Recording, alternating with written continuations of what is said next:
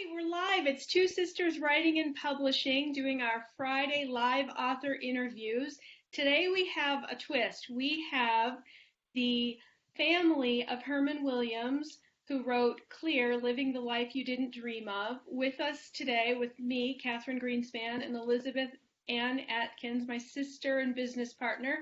We have Jeannie Williams, who has been married to Herman for over 26 years, going on 27, right? And their son Cole, who is a senior at Case Western Reserve University. So welcome to you both. Thank you. Thank you. So I'm going to get it started. We're so excited to have you, Jeannie and Cole, because we've interviewed Herman. We love Herman, and we absolutely love you because you have been an integral part of the book writing process. This is not just a book about Herman. It's about a book about Herman and his family, because, Jeannie, you were with Herman from the beginning, and Cole, you came along in the midst of all of it. And so, Jeannie, can you talk about why it was so important to put your family's story into a book that can help others?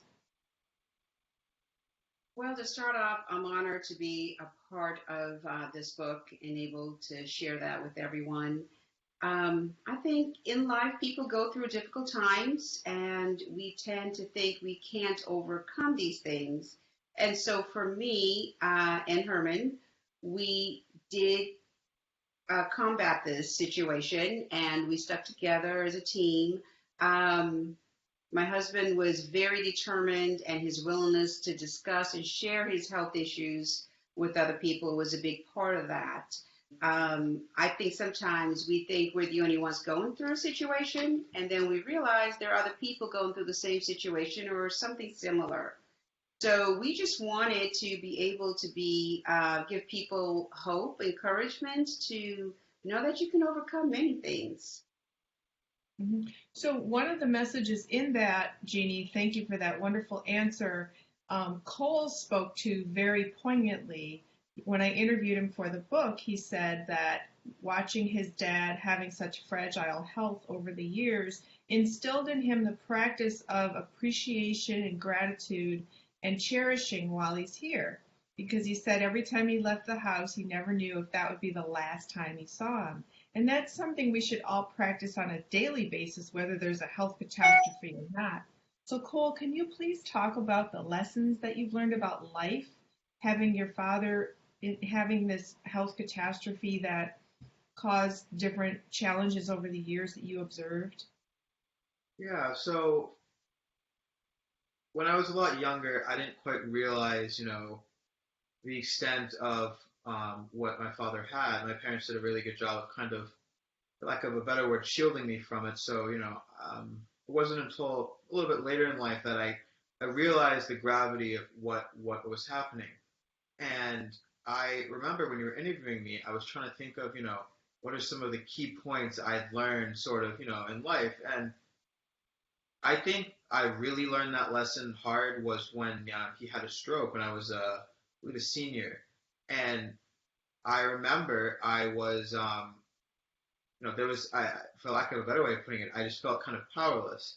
Mm. And that kind of made me realize, especially, like it drilled that lesson in that, for us especially, any time he leaves could be the last time we ever see him.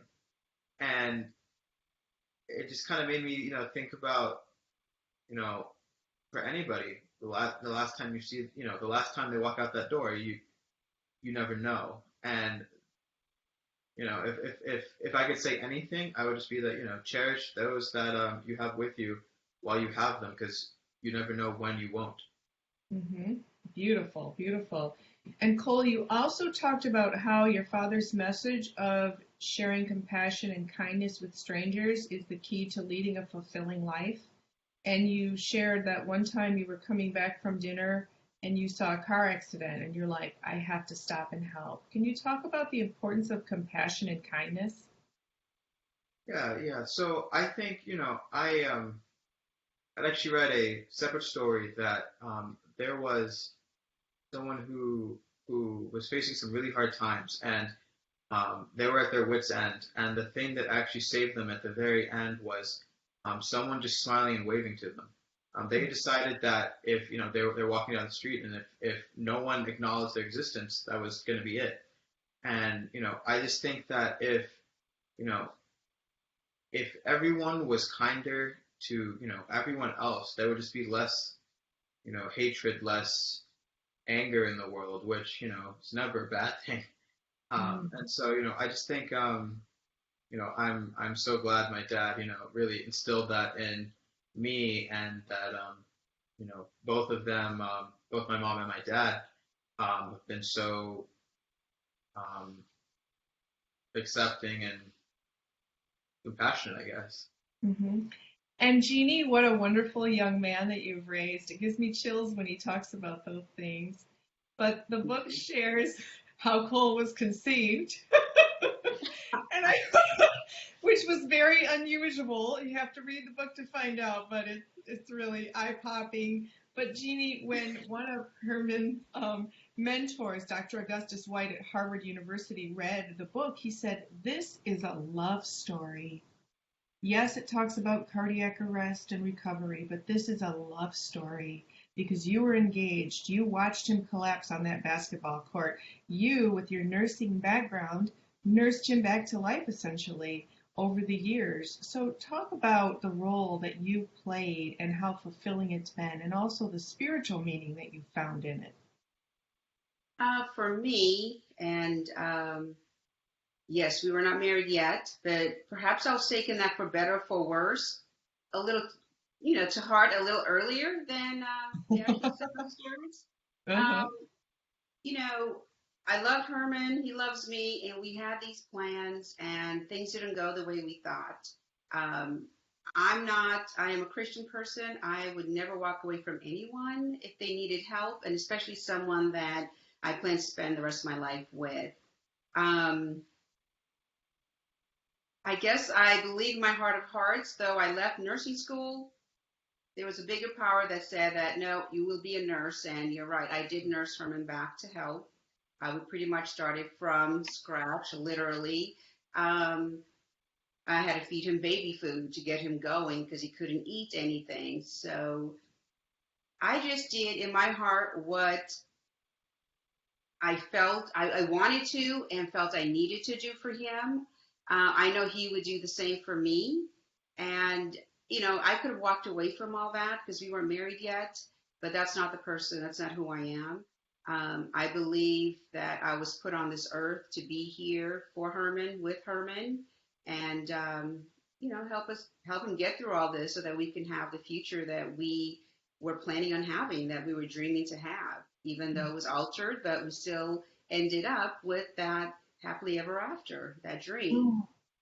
Beautiful. So 26 years after he had cardiac arrest on the basketball court right in front of you, went through the grueling recovery, you truly epitomized unconditional love for each other. And that's such a beautiful lesson that the book illustrates to everybody. Now, February is Heart Health Month. Can you talk about the importance that your story emphasizes the need for everyone to get CPR training? Yes, I think it's important, because you never know when someone may need your assistance.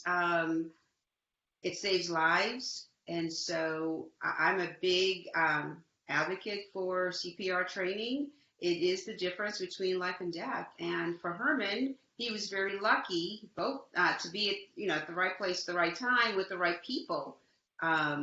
If it wasn't for CPR, the CPR that was administered that day, he wouldn't be here today. And so it's very important. It's crucial. I think everyone should be CPR certified. Mm-hmm. Excellent.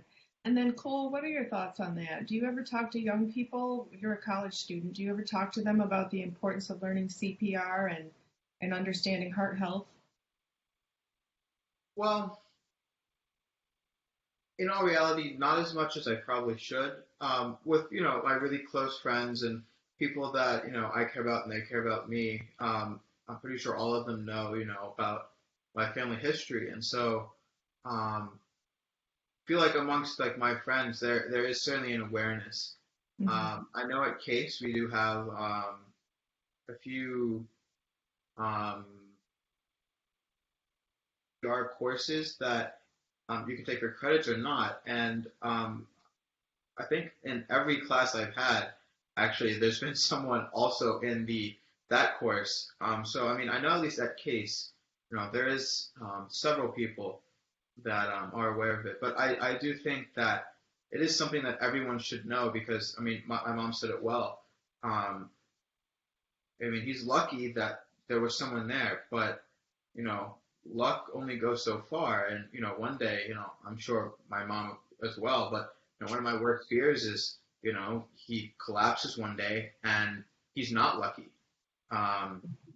He's had episodes throughout the years, and every time, he's been lucky. He's that one in a million man, so to speak, that he's as independent as he is. And I just kind of wish it wasn't something that was dependent on luck, something that, everyone knew, even if it's just one person you save, and even if you never use it, it's better to have it and not need it than need it and not have it. Mm-hmm. Yes, beautiful. Yeah. So, as a young man, did you want to say something, Jeannie? Mm-mm. Oh, okay. Cole, as a young man, oftentimes young people feel invincible. They'll never die. They'll never get sick. What has your father's life story taught you about the importance of cherishing every day as an individual? This is something actually I've been thinking about recently in a way that, I kind of look at some of my friends and then I think about the things that my family's been through. And it just makes me kind of, in a sense, it's part of what drives me. And that, I don't know how long I'll be here, nor do I know how long my parents will be here. And, if I want to make my life meaningful, then, I really got to kind of step up to the plate in a sense. And so, you have to cherish every day because, it might be your last. And I think just seeing the way, my father's life has gone, and how that's impacted me, it just makes me kind of believe that even more so that, it's not just a little phrase that everyone says, it really does have meaning, that to cherish every day like it's your last because, one day it will be. Beautiful. And Jeannie, to wrap things up, you've talked about how at the beginning you were saying, God, why is all of this happening?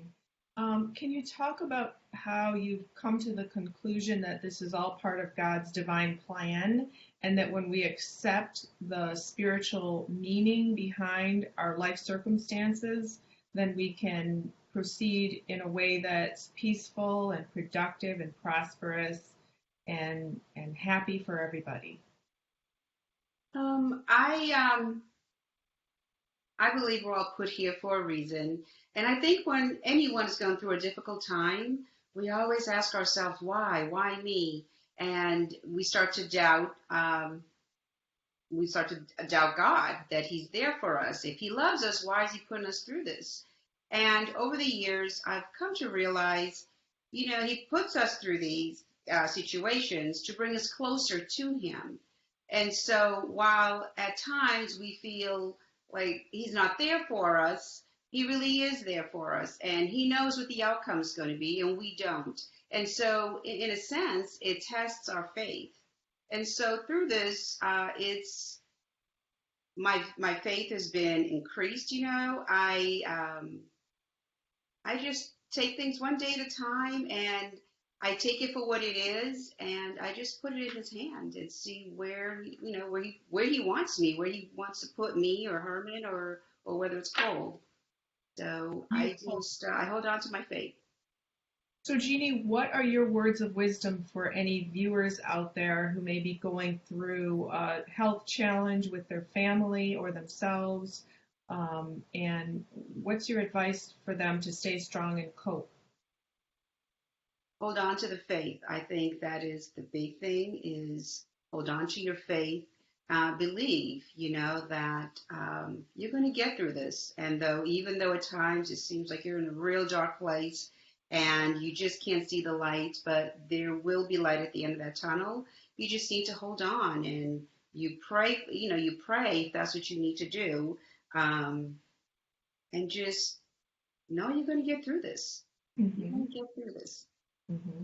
Excellent. Well, we are so grateful, Jeannie and Cole, that you were able to join us together today in place of Herman. This has really added some extra explanation and insight into the book writing process and the fulfillment that telling one story to share with others can share with everybody. So thank you. Yes, Thank you. thank you. And Herman actually is watching and he says, "Great job, family. Happy to hear your point of view." So that's very cool. So thank you. Thank you. So we're Two Sisters Writing and Publishing, and we're live on Facebook every Friday at 2:12 p.m. Eastern. So we will see you next week. Have a good week, everyone. Bye.